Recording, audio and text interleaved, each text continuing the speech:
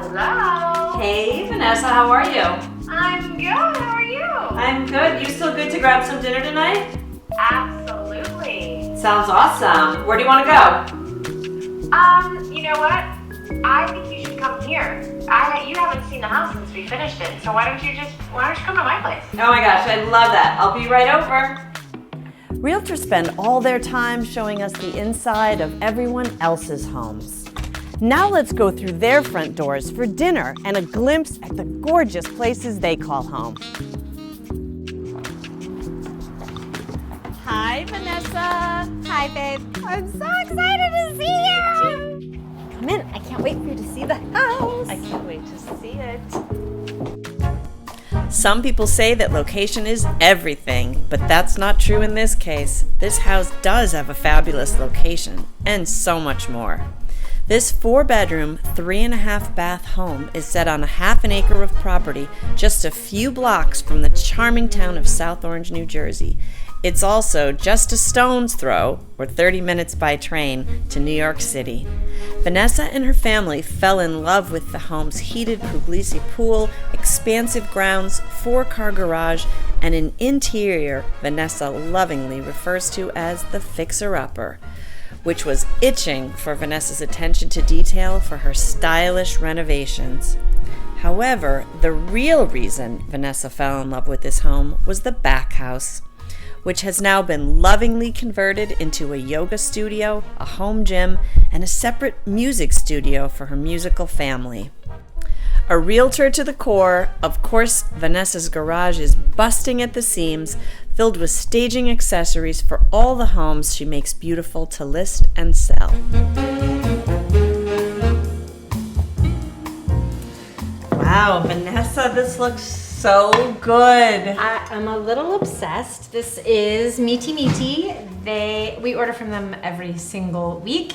And you have the birria taco, which is not a short rib, it's a brisket taco. And that is the consomme dipping sauce. It's ridiculous. And then the Brussels sprouts and the crispy chicken taco.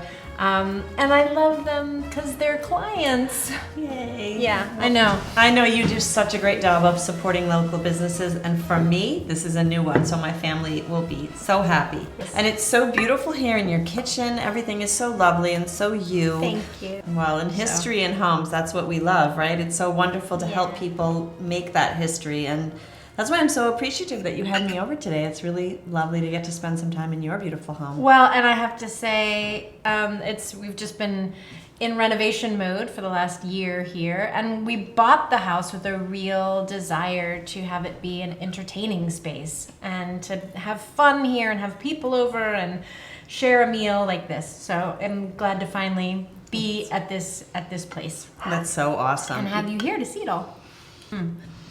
One of the things I love is that we help people find the place where they create their own history. But you and I have gotten to know each other a lot through work, but I don't know so much about, your history and what your home was like growing up.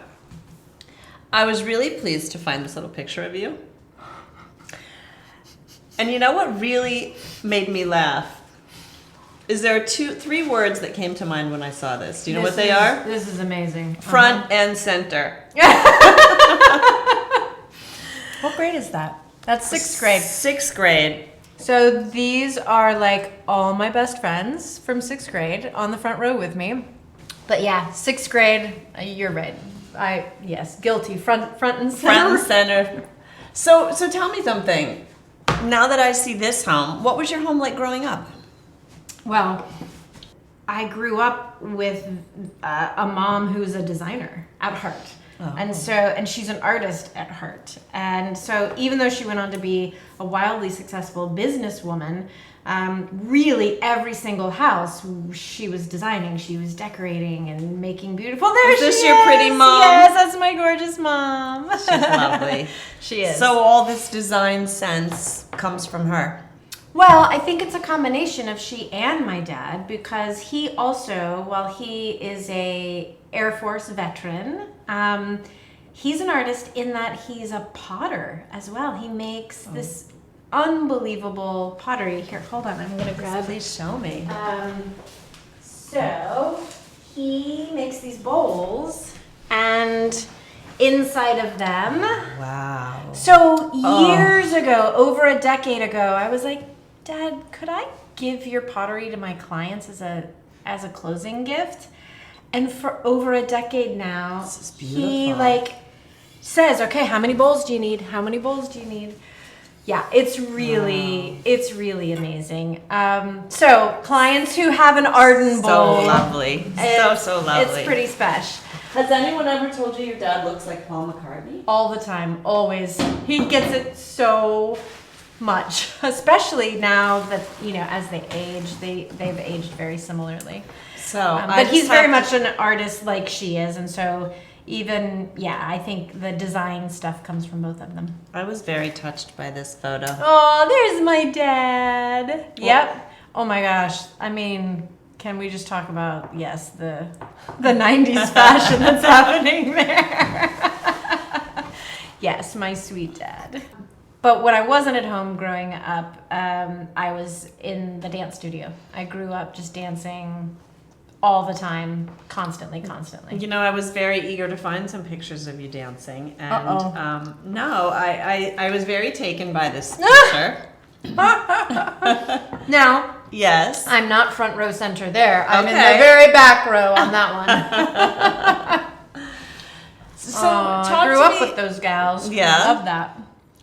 Tell me about the ending of your dance career and the transition to real estate. Well, there's a gap between those two things. So I married my college sweetheart.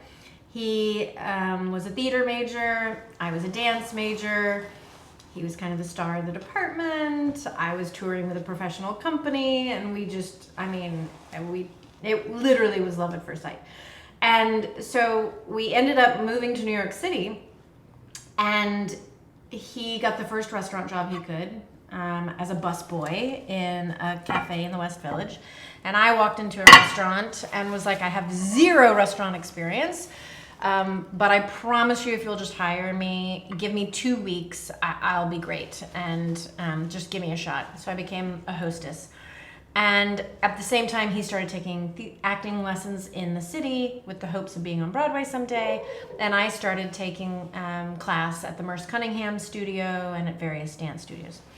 And pretty quickly, I realized that A, I was exhausted, and B, I hadn't thought about the long game when it came to dance, right? And a good friend of mine got into the company that I wanted to be in, and the salary was $450 a week.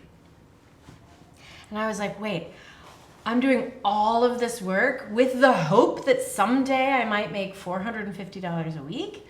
I was like, heck yeah, that's not even half of the rent. Like, wow, how is that gonna work? And I'd been on tour with a modern company for years before that, and I danced with Ballet Dallas all through high school. My body was wrecked. I'd blown out my shoulder. My back was, I was a mess. So I said, you know what, I'm just gonna take some time off, and I'm gonna rest, and I'm gonna heal, and kind of reassess. And sadly, that was the end. And I never really fully had closure on it. I just thought, I'll rest and I'll revisit. And then when I went back like a year later, it's like, well, I'll take class and see how I'm feeling. I'd lost so much of my technique and of my strength. And I just said, I can't do this. And I wasn't willing to put the work back in at that time. And I was so defeated. And I didn't have I didn't have voices telling me, no, you got it, you could do it, within myself or outside. Even though I think if I had really wanted to do it, my husband would have been like, yes, you've got it. I'm pretty sure he was saying that anyway. But that there was that piece in the back of my brain that was like, what are you going to do when you grow up? Like, if this isn't it, from a career standpoint, what are you going to do? So I spent many, many years then trying to figure that out. Like, what am I going to be when I grow up? And so from hostess to waitress to bartender to restaurant manager to fit model to executive assistant at a music company, I just went through I tried on so many different roles.